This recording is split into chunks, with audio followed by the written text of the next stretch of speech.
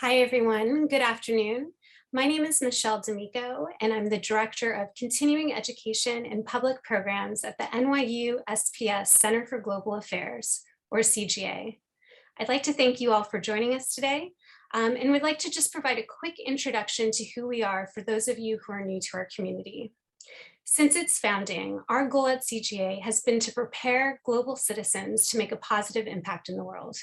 We do this through a variety of activities, including our 2 graduate programs, one in global affairs and our recently launched MS in global security, conflict, and cybercrime. We also offer a wide variety of professional and personal enrichment courses in the areas of global affairs and fundraising. This includes several professional certificates. And of course, we host free public events such as this that expand upon the critical issues and timely topics that we cover in our classrooms. We've reserved some time at the end of today's conversation for Q&A from the audience, so please submit your questions via the Q&A tool. I would also like to thank the Alumni and Friends of the LSC in the United States for their participation in this event. I would now like to turn this over to Ed Price, our moderator, who's a political economist and former British trade official. He's also written for the Financial Times, Alphaville blog, appeared on Bloomberg Radio, and has been featured in Barron's. He's a member of the Economic Club of New York, and he's also a non-resident fellow and adjunct faculty member here at the NYU SPS Center for Global Affairs, and he's also an alumnus of LSE. Without further ado, I'm going to turn this over to Ed. The floor is all yours. Thank you, Michelle. That's very kind. That's all true as well, strangely. So welcome everybody to tonight's event. I am really excited to be moderating this one because of our speaker, Robin Wigglesworth. Robin is at once easy and difficult to introduce. He's easy because he does actually require no introduction. If anyone has any interest in the world of finance, they are or should be reading what Robin is writing about monetary policy, markets, tech, the whole caboodle. But he's also difficult to introduce because of the breadth of his interest.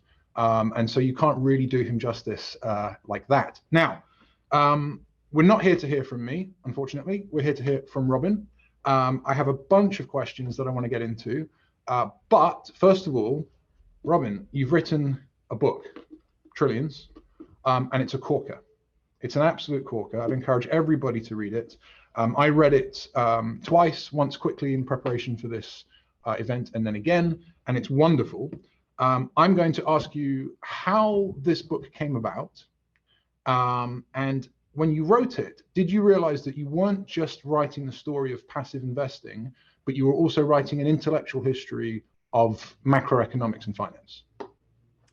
Well, Ed, thanks very much for that incredibly kind introduction. I'm going to have to play that back to my wife after we're done here. Yes, so I wanted to write about passive investing because I used to cover Wall Street for the Financial Times in New York when I was based there, and that was because it was undisputably one of the biggest forces that was reshaping certainly markets, but also the investment industry and the rest of the finance industry with it. Mm-hmm. And when I went scratching around the origin story, I realized that, this wasn't just an important story, it was a really fascinating story, but I could use the index fund as a sort of the unlikely hero of a broader story about how investing and economics and financial economics has evolved over the past century. Because I think we like stories with people, we're humans. So as much as I think this is just a massively important story anyway, it's delightful to find out that the people behind it were interesting. And I can use that as like the prism to look at the entire world, as it were. So that's, I try to at least.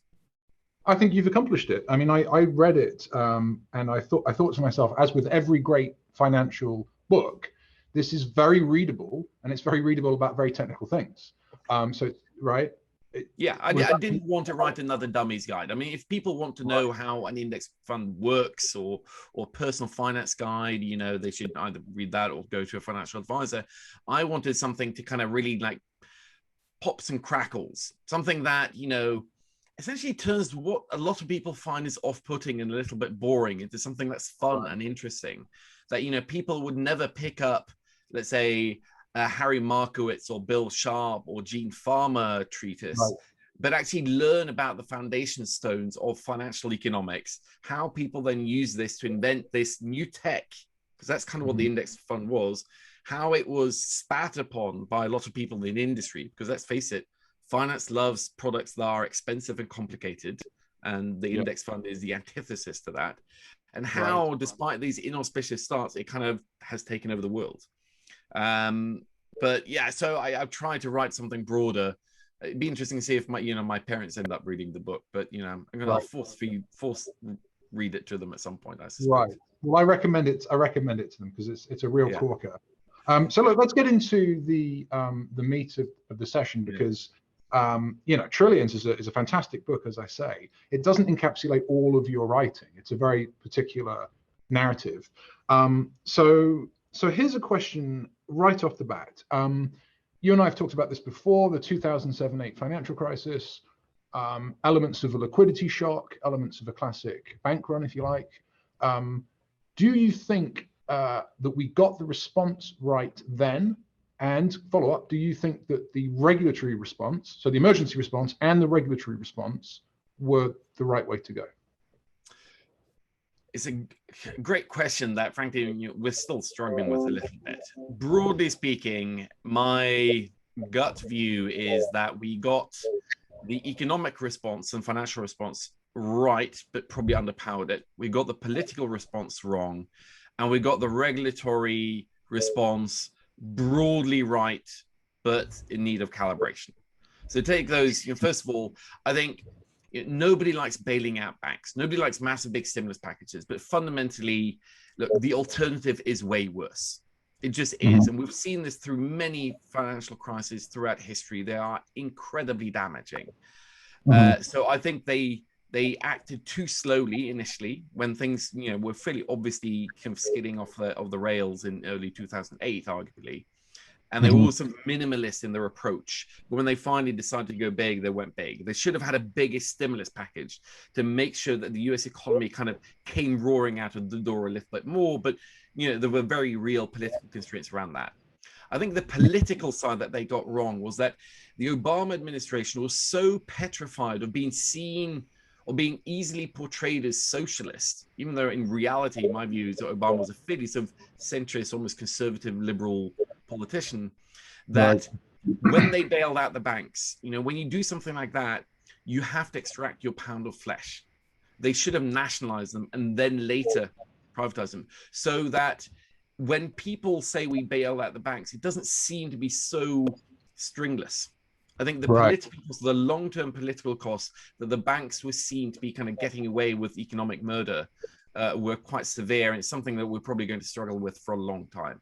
Banks have never been popular. Finance is never going to be a cool, hot industry or trendy one. But I think even the industry, I know, some banks that think that, when they came in with the government money, if there's no private money to do that, the government needs to do it, the default position should be that we're going to nationalize you.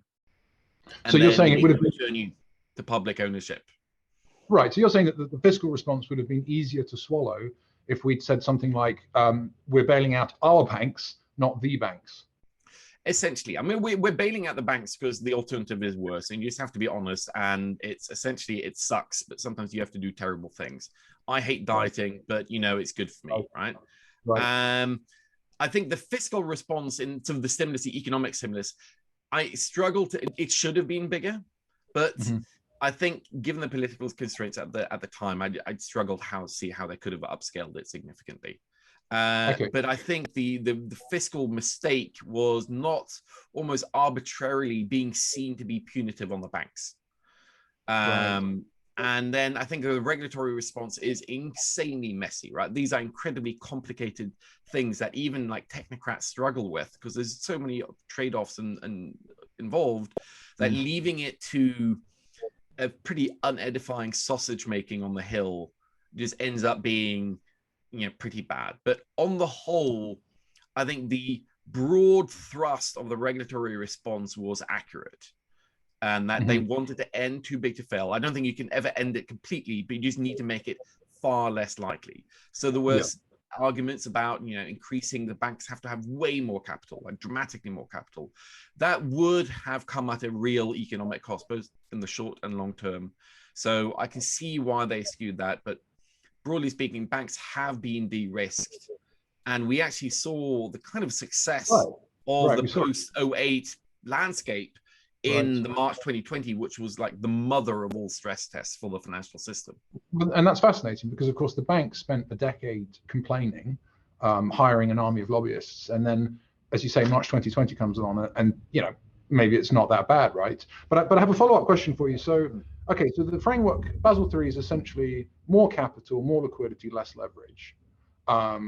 And one of the things we hear about, and I want your opinion, is that the macroprudential framework kind of worked against the monetary policy signal. Yes.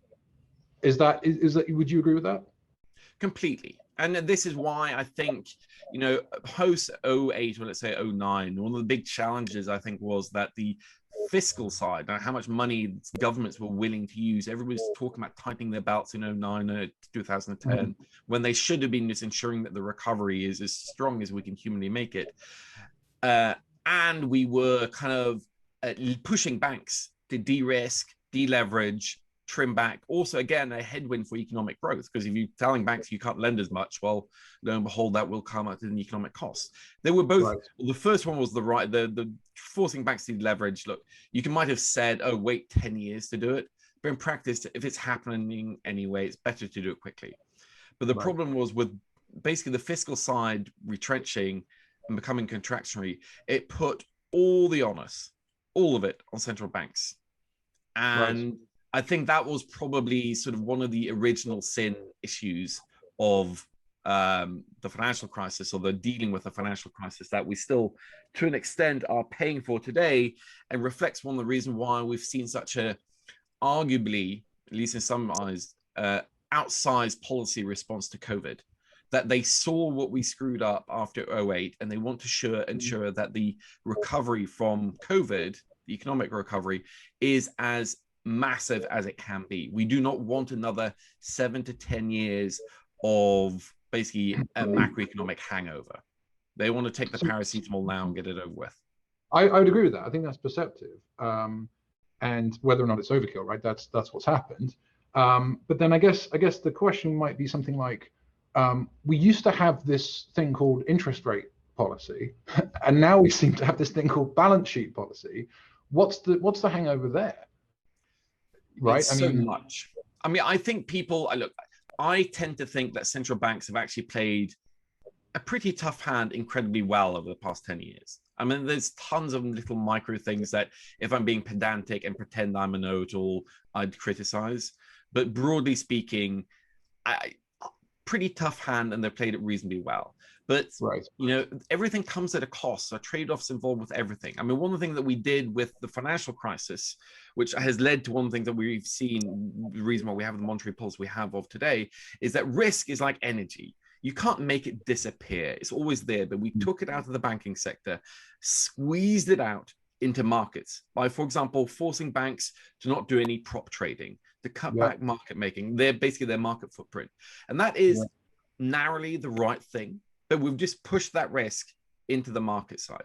And that, I think, is one of the reasons why central banks are no longer just stimulating the economy by moving interest rates up and down, and then they kind of get to the low bound. But that's why we've seen what was considered unconventional monetary policy, let's say 15 years ago, quantitative easing, bond buying, even equity buying, is now kind of a very standard toolbook, part of the toolkit. And I think the long run, I mean, the impact of low interest rates and QE, so many areas. So are you suggesting the modern, monetary policy transmission is not just going through banks? You're saying that it's going through markets? Well, I mean, so one of the, I feel, most unappreciated moments of the modern financial system, modern economy, happened a couple of years ago. And it was unnoticed. I mean, I only spotted in a Bank for International Settlement report and wrote a column on it. But essentially, for almost all of human history, or modern sort of capitalist history, banks have been the central focal institutions of a modern capitalist economy. It's always been Right. banks, going back to Renaissance Italy.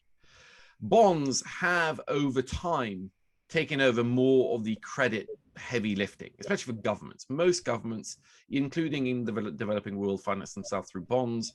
But broadly speaking, the last century has been the century of the bond market, where the bond market has encroached and taken over more and more of the credit system.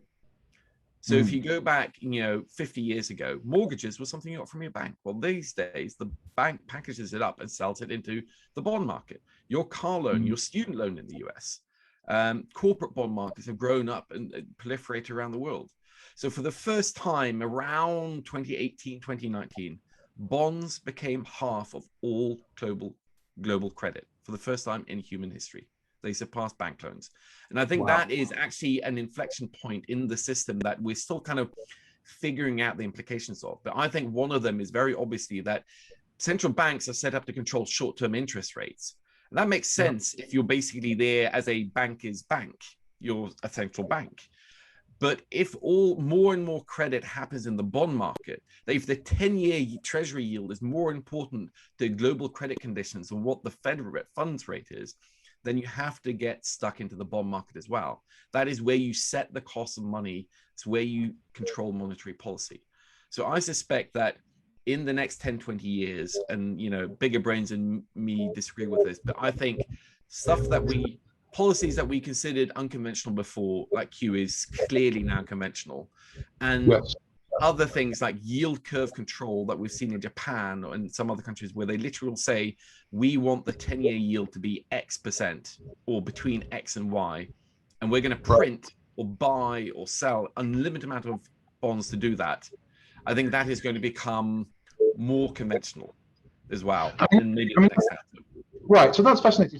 So let's dig into that a bit, because you say to yourself, ultimately, the so-called real economy should be the point of economic policy, right? And banks and markets are there to serve ultimately GDP. Yeah. Okay. Right. You're talking about an intersection between direct and intermediated finance that sounds to me a lot like securitization, right? And a lot like previous mistakes. So what are the danger signals in your mind when you're talking about this stuff? So, for example, we've squeezed this risk. I mean, the securitization cat is out of the bond market bag, as it were. There is no way we're going to kill the securitization market, whether it's securitizing, junk bond or junk loans or mortgages or car loans and so on. And it'll probably keep growing outside. In the US, it's already huge, and it'll keep growing internationally, albeit at a far slower pace. So that's already happened. I think I don't know what I think about this. So fundamentally, I think risk in the banking sector is dangerous because they are still very important part of the payment system. So when a bank goes under and you can't get your money, your paycheck, or take your money out, that is cataclysmic. Banking crises are so damaging because they are still actually quite important for an economy as a whole, because so much of the financial lifeblood flows through them. So taking that risk out of them after 2008 made it perfect sense that you make it harder for them to fail. And if they fail, it is less damaging and less likely to require a bailout, or you can ring fence the stuff that actually you need to preserve. That makes perfect sense. But like I said, risk is just energy. It sounds fancy, but you can't destroy it. It just gets supplanted somewhere else. Now, in practice, I think like risk is better resides in the markets, in the capital markets. So I think that kind of makes sense. And this wasn't explicitly the argument made in 08, 09, and 10, but I think that was the implicit understanding that that's just an acceptable trade-off. Because markets, they price risk all day long, and they get it wrong as well. But broadly speaking, I think that's a better way, because if a bond fund basically loses a lot of money, the investors in that fund lose their money, but it's relatively contained. But there is an argument that by diffusing risk, we're making it harder to monitor and control and ameliorate when things blow up than in banks. Because fundamentally in 08, you couldn't save the entire system by just bailing out 5-10 banks, but you kind of knew where the problems were. They were centralized. And in other parts, for example, clearing of financial securities, we've also said bigger swaths of the derivatives will have to be centrally cleared. So we basically collect all that risk in these central repositories. And we kind of think that is better in that case. But when it comes to other financial types of risk, we think, no, the markets are better for that. But I do worry that financial markets risks, and the pejorative term for this is shadow banking, but the pros like to call it non-bank financing or markets-based financing, I think makes sense. But I can't shake off this gnawing gut feeling that by diffusing risk, we are making it harder to monitor for certain, harder to see the interlinkages in a wildly complex dynamic system, and also making it, when things eventually do break, it means we have to go full on, not just the monetary bazooka, but the monetary thermonuclear weapon, which is what we saw in March 2020. The Fed and other central banks basically didn't go bazooka, they went nuclear pretty quickly. Because they realized they couldn't fiddle around with what's going on with this side and that side, and what about mortgage REITs, and what about credit ETFs, what about the basis trade. They just needed to go big quickly. And I think that does encourage moral hazard, certainly, but also it just makes me worry that, there are unintended consequences to some of this, even beyond the obvious moral hazards. Right. So I guess, maybe one way of characterizing this process is that the gaze of central banks, with some exceptions, has kind of moved from the Phillips curve framework over to basically the curve, right, and markets. And I mean, and they're related, but it's a noticeable shift. And my question for you is, we know what the downside risk is to the real economy when things blow up. But what's the upside risk in this framework? Is it something that's only being done because we have to do it? Or is there going to be like an intellectual framework that builds up around it, like, previous money supply targeting and so on? That's a good question. And another hard one to answer, because fundamentally, even beyond GDP, it's just achieving maximum amount of prosperity for the maximum amount of people over time. And I think there is an understanding that you cannot ameliorate boom and bust completely. It's so embedded in our human psyche. And as painful as they can be, some mild downturns do kind of clear some economic cobwebs, maybe. But you need to measure that kind of, maybe sometimes some crash economic disasters can have some positive long-term impact against the very real costs that they can have in the short and long run. We know that recessions quite literally cost lives. They shave off quite a lot of life expectancy. Jobs are lost, fortunes are lost, homes are lost. So finding that balance is hard. And I think we've veered, and we probably will always throughout history, veer between overly laissez-faire. This was classically shown in the Great Depression, where they basically said, just liquidate everything, let everything collapse, and we'll pick up the pieces. And instead of what could have been just a fairly bad financial crisis for a few months, and the US had many of them, ended up being a Great Depression, a global Great Depression. Whilst in other cases, are we actually encouraging more moral hazard? Are we encouraging, very timely today, a lot of stupidity, idiocy in markets that would probably be better off in the long run getting washed away by some nasty stock market shocks?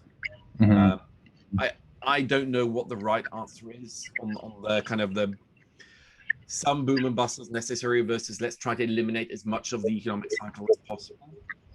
I think right now, and COVID was so bad, I have full understanding for why policymakers acted with the alacrity that they did.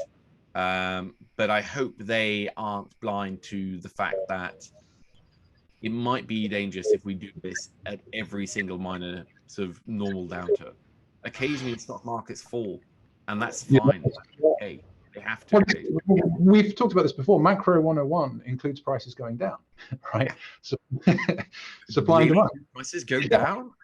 Apparently, right? Apparently. So look, I think you say you don't know what the answer is. I think that's the right answer, right? We are, and this goes back to your book, which is I'm reading Trillions and I'm learning a lot, and I have this recurrent thought as well, which is, well, do we live in a sort of Enlightenment universe where knowledge is there and available, or is it a bit more postmodern? And were you sort of conscious of this theme in the intellectual history of the book? Did you look at it and think, this could have worked out either way, right? Which universe are we in?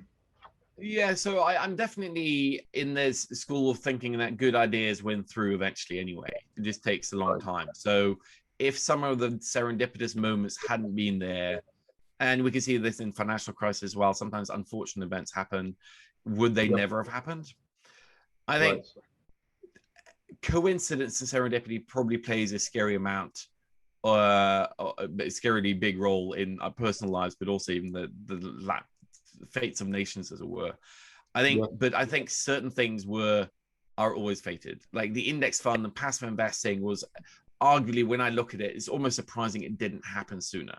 So there are obviously lots of vested interests stacked up against it, but there's a reason why this is a depending on how you define it, $70 to $30 trillion phenomenon now. It took a few decades. Look, it took, I think, 30 years for passive investing to hit 1 trillion.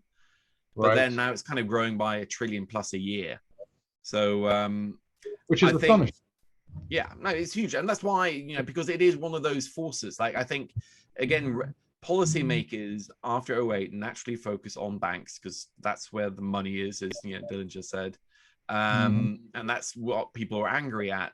But I think now, they are spending a lot more time looking at index funds, ETFs, hedge funds, private equity firms, the interaction of all these different actors and agents as well in this complex system, and whether things would have shaken out differently. Surely, yes. Sliding door moments everywhere, right? I think so. I mean, I would agree with you, and I would agree with what you're saying earlier about where risk is best placed. So, in a nutshell, was the passive fund a discovery or an invention? Right? It's Both. That's a really interesting question. So kind of both. So I think lots of people had always had the market portfolio, as it was initially called in academic theory, and what we now call an index fund. But essentially, it was never called that. Basically, you went to your stockbroker in the city of London or on Wall Street, when on Wall Street was quite literally on a street. And you maybe invest in a collective investment trust or of some kind. And that fund would kind of quite often be passive. They never say that. And they charge you lots and lots of money. But what people were buying for centuries was de facto a kind of index fund. But it did trade a bit, and it was very expensive. And it wasn't that diversified. People kind of had an intuitive sense that, well, if you just buy 3 stocks or 3 bonds in this fund, that's kind of risky. We better buy 30 or 40.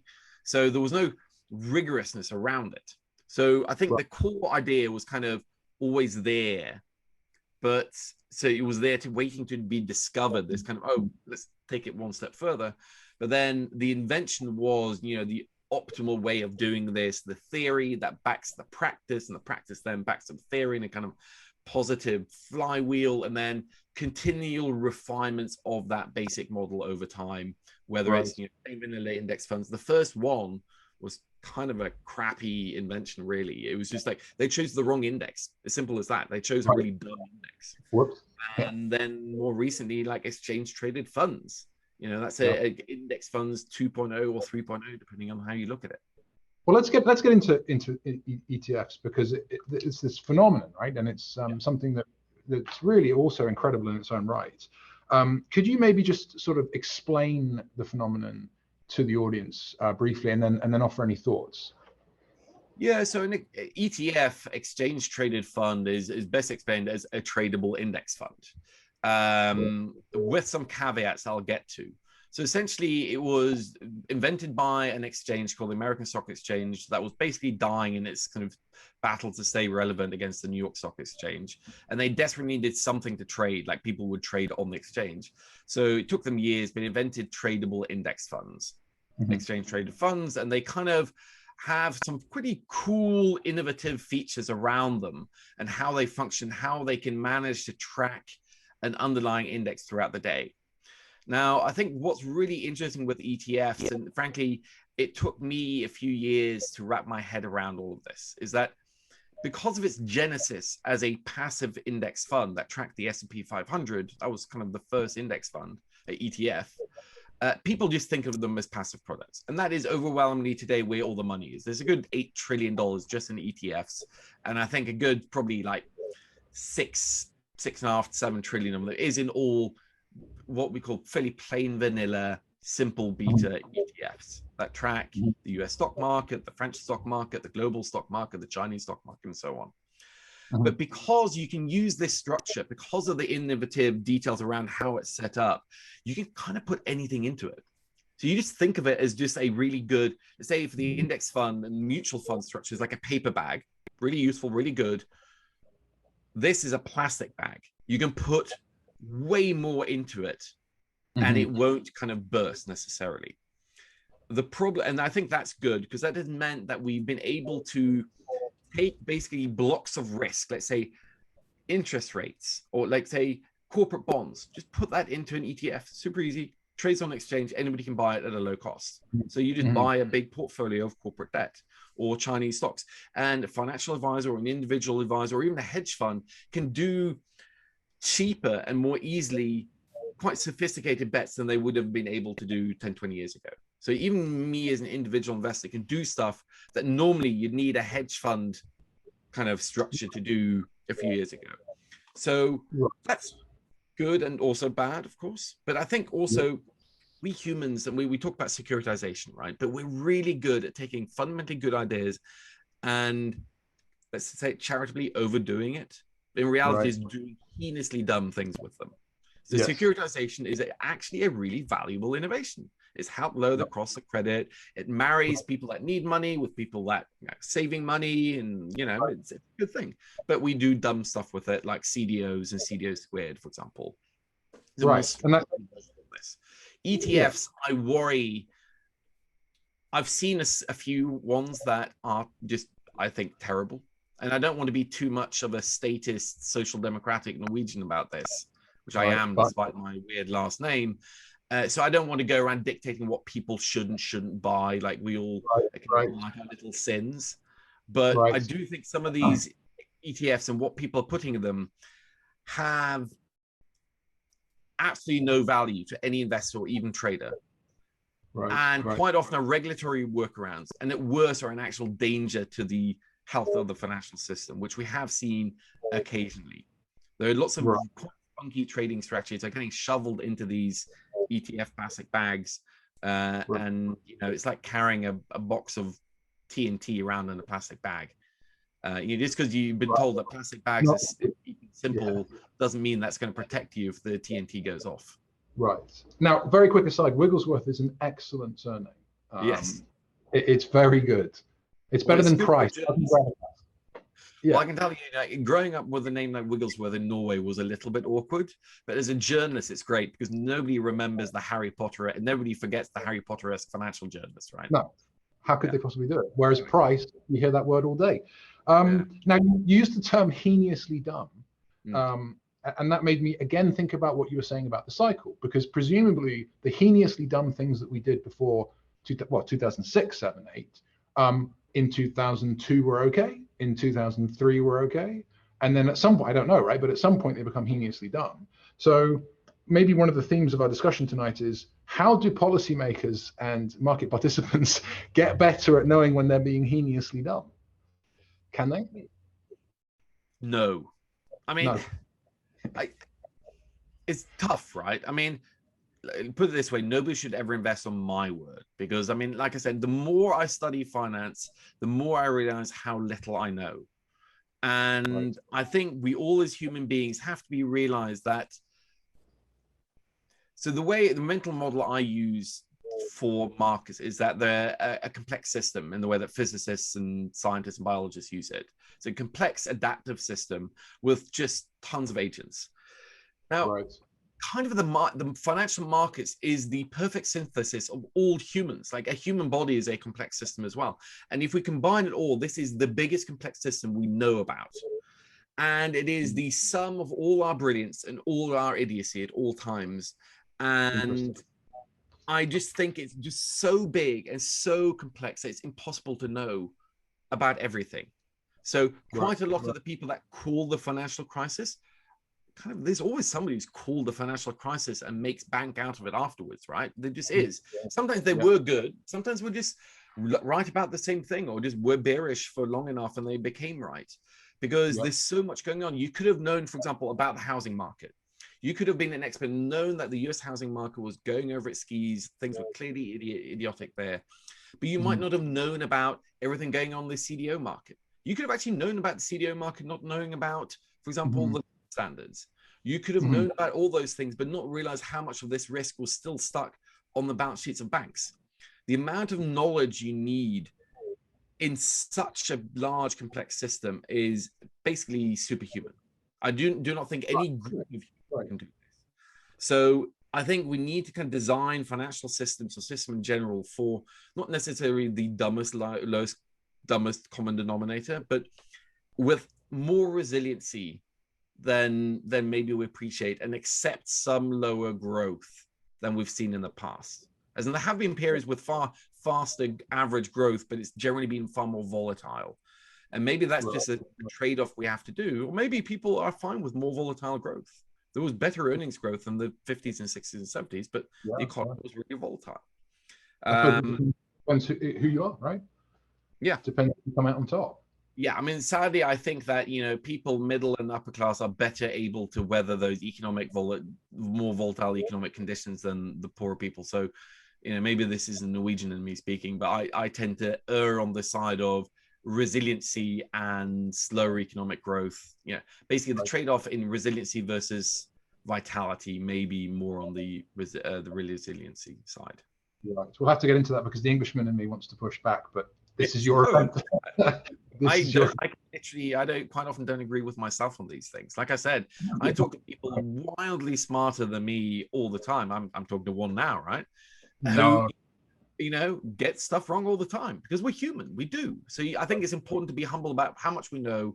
And when we design, for example, how we policymakers think about preventing the next crisis or ameliorating it, I think it's more addressing the obvious fractures and fault lines, because there are always a few obvious ones, and being quick to jump on the non-obvious ones that quite often end up being the nastiest ones. The biggest shocks are not the ones you expect.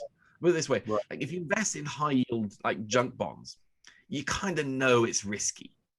So what scared people in 08, 07, 08 wasn't necessarily like junk bonds or leveraged loans or even some risky equities. It was the stuff that was AAA rated, supposedly super safe, but ultimately shit. And I think that's what we need to be humble about. And then making sure that, once something blows up, we kind of identify it accurately and try to address it and make sure that doesn't blow up quite as much the next time. Yes. Point of order, and then another question. Meanwhile, I will remind everyone that you can ask questions of Robin too in about 5 minutes. So please think of those questions. The point of order is, no, I just read your book. You're smarter than me. It's superb. And the question is, okay, when we're on the up cycle, uncertainty is great, right? Because we're in a sort of possibilistic universe, and everyone can get rich. Isn't there something of a contradiction with that sort of free market spirit and the idea of optimizing risk using probability? Because I was reading your book, Trillions, and I'm thinking, yeah, this is crazy because these guys are benefiting from both uncertainty and certainty, right? I mean, how does that square? Well, I mean, so fundamentally, this boils down to like how much can we quantify and measure risk and control it, and uncertainty. Uncertainty is harder because it's more after the fact, and so is risk. I think the advantage, I mean, the financial system is built on one simple shorthand, which is volatility, which is a mathematical measure, whether it's 30-day volatility, which is usual, or 60 or 180-day, is the best proxy for risk. And that was Harry Markowitz that first sort of coined. And I think, and this is also one of my favorite subjects, look, shorthand is great. Like people always kind of diss cliches because, oh yeah, it's a cliche, it's terrible. But cliches are cliches for a reason. They're kind of like good mental models. And the way I would think of mental models is George Box, British statistician, once said that all models are wrong, but some are useful.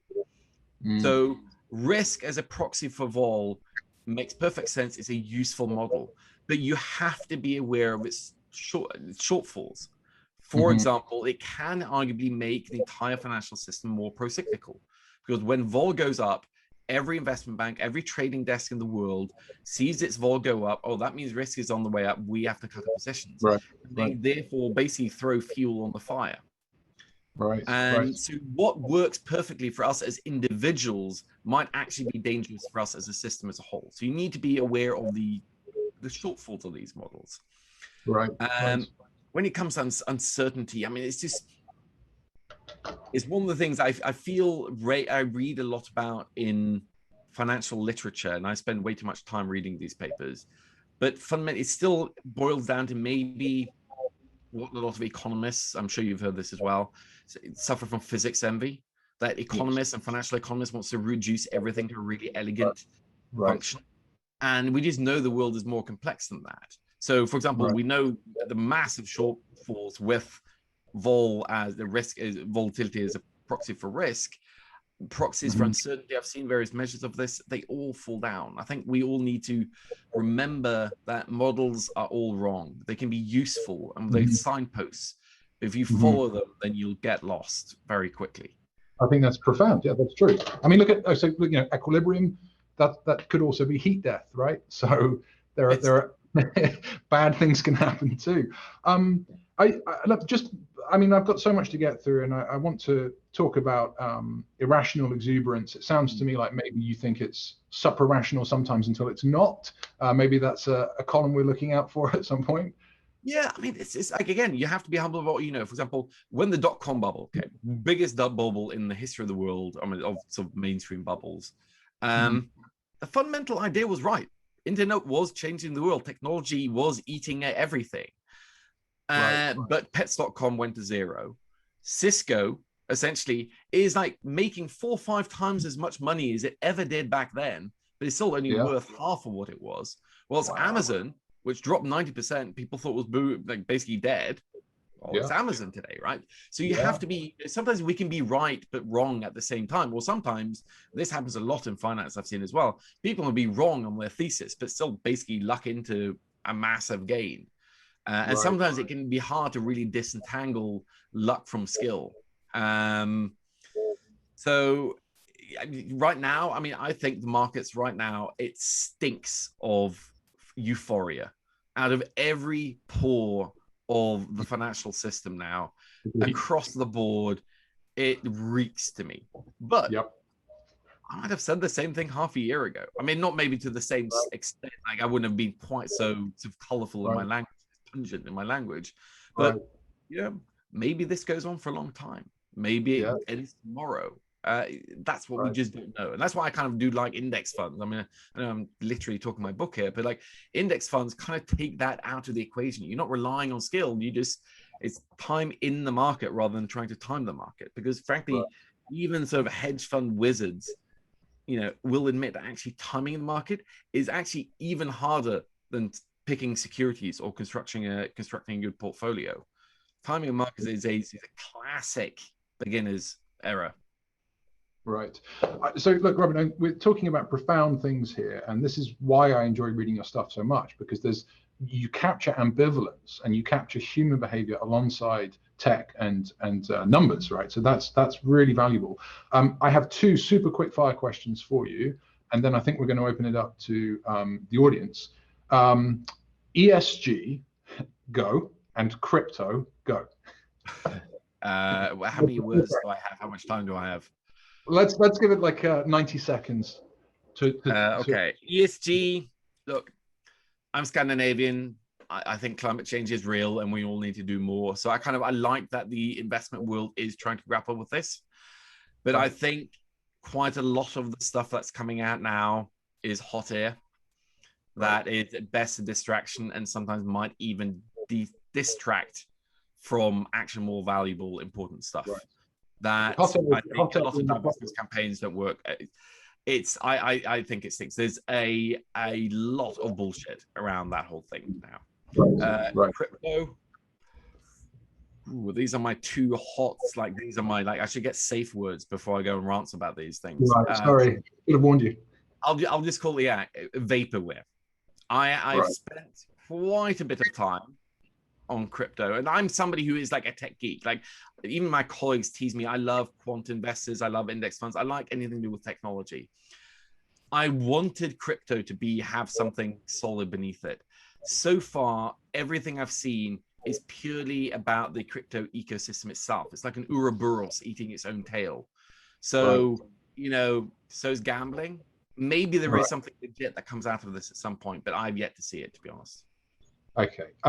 On that, I think we're in agreement. I mean, obviously, cryptography is interesting. Computing. Oh yeah, I mean that's different things, and like better payment systems. I mean, I think the US. I mean, this is something that drove me crazy when I lived there. I mean, you Americans still use checks.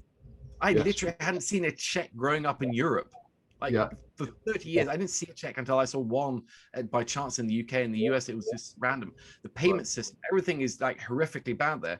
Instant cheap payment or free payments is something we've had in Norway and in large parts of Europe for decades, right? Chip and pin. It's like it was invented 30 years ago. So I think a lot of this is like a Rube Goldberg machine designed to fix actually eminently solvable problems that we already have the solution to. Like quite a lot of like blockchain applications. I'm thinking, well, that just sounds like a really big Google Doc or an Excel sheet. Really, I mean, you could do that that simply. It would be quite cool. Like if you go to your CTO and says, I want $50 million to start a really big Excel spreadsheet project, he'll tell you to get the hell out. But if you go to him and say, look, I want to do something blockchain and we can send a press release on it, holy cow, he'll write you a big fat check right there. I really like that. So far, I've yet to see something tangible beyond the sort of slightly better payment systems out of the crypto phenomenon. Yes, I think we're in agreement there for sure. Okay, so I could keep going all night, but I won't. We might have some questions from the audience. Let me see. We do. Okay, so I'll read them out. Robin, do you think direct indexing will become a mass solution, and what will the implications be for ETFs? That's a great question. It's very much a hot topic now. Yes, I think it will become a mass solution, but I don't think it will rival ETFs or index funds or passive investing broadly. So, I mean, the direct indexing, custom indexing, for the people I don't know, is essentially taking, let's say, an SP 500 index, and rather than buying an index fund on that, you can customize it. So, for example, if you work at Facebook, you might not want to double your economic exposure to that. So you want S&P index fund minus, say, Facebook. Or maybe, tragically, your parents died from lung cancer and you don't want any tobacco companies. Or you happen to, like, American Airways bumped you from a flight and you hate them and you don't want to own any American Airlines stock. So you can just custom around it. And this is something that, frankly, a big pension plan has always been able to do, like these custom mandates for, like big asset managers. But now the tech has gotten better. Trading costs have gotten so far that you can basically approximate an index fund, but custom without the actual index fund around it. And it costs a bit more, but I think the cost is going to fall. The thing is, I think, first of all, I think, most people aren't going to want to fiddle around with this. Like most people don't want to sit there with, let's say, the Russell 3000 or all the US stocks, or God forbid, all them globally, and to make an actual decision on what's what, right? It's just like, even I would be wary of that. Secondly, I think at some point, the line between active and passive investing is always blurry. It's kind of non-existent. It's kind of almost invented. But this rubs it out even more. Like, at what point are you not just doing a slightly custom index, but you're just basically taking stock punts? And we know how that often ends. So look, this is going to become a $1 trillion industry, AUM, but it's not going to rival the sort of indexing 1.0 and 2.0, I think. Super fascinating. Thank you for that. So the next question is one dear to my heart. If you were Powell, would you want to raise interest rates in the US today? And note that the question says, would you want to? Not necessarily would you. That's a clever formulation. I suspect that he'd quite want to. I think they probably do feel a little bit trapped in that they don't want to basically cause an almighty market puke. Like, some markets falling is fine, but it's the ripple effect, the wealth effect, the knock-on problems. So they're going to be moving very slowly. I can tell you for certain, if the Fed suddenly announced at the next meeting that, you know, they're going to just end QE rather than taper it as they are, winding it down now and start raising interest instantly. I think the technical description of what would happen in markets is a massive vomit. And yes. I think quite possibly something will quite escalate into a systemic issue. So I think they're going to be careful. I think they should be, to be honest. I think there's an element, like we talked about, they undercooked the response maybe a little bit after the financial crisis. Now it's better to overcook it. The middle class has not really had wage gains for, you know, generations. And now finally, yes, inflation is going up, but that's kind of a little bit the point of what we want. We also want to deleverage ourselves. We don't do that by the bankruptcies left, right, and center. But actually, a 5-10 year period of wage and inflation growth at sort of 3, 4, 5%, that makes a lot of that debt issue look a lot more manageable. So I think actually this is kind of fine, and we shouldn't lose our shit. I mean, we've had basically zero inflation or low inflation for a generation now, and as soon as we have a supply chain cause spike to 5%, which I can guarantee down from that in the next year, just from base effects, I suspect. You know, we need to kind of be a little bit calm about this. The bond market is not freaking out. Bond markets are selling off, but look, the 30-year treasury is at below 2% still, right? So I think there is excess in financial markets, but I think there are other better ways of dealing with that without the very, very blunt instrument. Essentially. I've been rather shrill in your august newspaper about inflation. Would you, as you know, would you concede a difference between inflation and inflationary policy? I mean, how do you mean it? I mean it in the sense that in the long term, not only are we all dead, but it's probably, if we don't do something, more than 5%. No, so look, I mean, my gut, this is, you know, discount this completely, is that this is very much, I was surprised on people, and even the Fed seemed to say that transitory mean like a couple of months prints. That always seemed crazy to me. Like the supply chain havoc that was wreaked by COVID was severe. And I think there's also been a systematic underinvestment in industrial capacity, gas ports, you know, shipping, like just literally like a big ship that carries something from A to B for a decade after the financial crisis because of the slow growth environment. So we kind of built up undercapacity in many areas that we're now paying the price for. I cannot see interest rates having an impact on that. Like the Fed would have to jack up rates to like 4 or 5% before you'd see such a big impact on demand that would have a serious impact on these prices. As I think, even if the Fed was raising rates now, we'd have inflation wherever it is now. Very interesting. I think there is an element that, like, the secret is, of course, central banks don't necessarily target short-term inflation; they target inflation expectations. But I think there's quite a lot of interesting historiography around inflation expectations that has come out recently, including from the Fed, that kind of shows that, look, it isn't actually that useful, and kind of people are bad at inflation expectations and measuring themselves. And fundamentally, my hill that I'm increasingly willing to die on is that the whole link between interest rates and inflation is massively over-exaggerated and is basically the result of just a worldwide 3-4 decade convenient data mining exercise, where essentially we had a supply shock of the wall falling down, China entering the global economy, commodity prices coming down, all these things that led inflation to fall, helped by extremely high interest rates from the Fed and other central banks in the 80s. And ever since then, central banks have kidded themselves with this myth that they have more control over prices than they really do. Look at Japan. Japan has had 0 interest rates and been printing money, as people call it, for what, 2-3 decades now? Where's the inflation there? The UK had, you know, even more restrictive policy than the Fed, but they have structurally higher inflation. Here in Norway now, we have very little inflation, despite being a very open economy. So I just think that reducing everything to a story of demand and interest rates is overly facile. And I think we need to, and central banks need to maybe admit that they have less control over this than they say. And that does lead to the corollary that maybe I think they should maybe raise interest rates and tighten policy more for the financial excesses rather than purely the inflation. I think that's actually in my mind, maybe because that's what I spend my time looking at. I'm more worried about that. I'm more worried about severe financial imbalances and dumb stuff happening that's going to be an almighty cleanup than I am that inflation goes from like stays at 5% for a year or two, which is bad. Fascinating. Not the end of the world. So I guess then you're talking about asset price policy. You heard it here first, folks. That's very interesting. And again, look out for a column soon. I think we've got time for maybe one more question before I wrap up. Let me see. These are all good.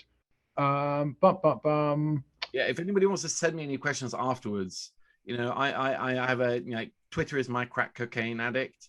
So I spend too much time on there, or just send me an email. I like questions.